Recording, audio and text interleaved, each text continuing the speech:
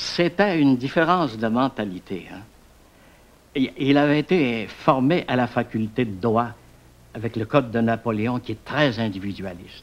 Alors le social, pour lui, là, ça le mettait mal à l'aise. Hein.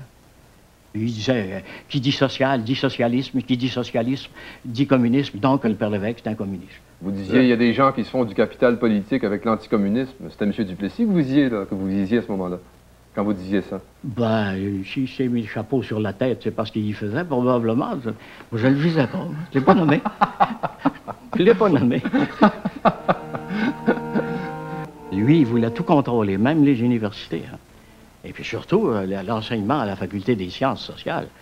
Et ça allait très loin. Hein. Un jour, je reçois un téléphone du recteur.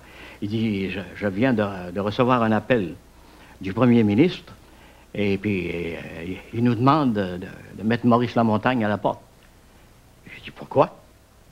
Il dit, c'est parce qu'il enseigne le capital de Marx. Je dis, Monseigneur, il ne peut pas faire d'autre chose. Il ne fait pas de la propagande marxiste. Mais un professeur de théorie économique doit expliquer la théorie du capital de Marx. J'ai dit, vous savez, il y a déjà le tiers du monde entier qui marche d'après ça. Puis nos étudiants vont être confrontés à ça. C'est bien beau de le réfuter, de parler contre le communisme, mais il faut savoir ce que c'est. Le premier ministre n'a absolument rien à faire dans l'enseignement universitaire, surtout dans le domaine des sciences sociales. Puis si vous voulez mettre Maurice Lamontagne à la porte, mettez-le. Mais je prends la porte avec lui, par exemple. Puis demain, dans les journaux, la population va savoir pourquoi. Alors, restez là.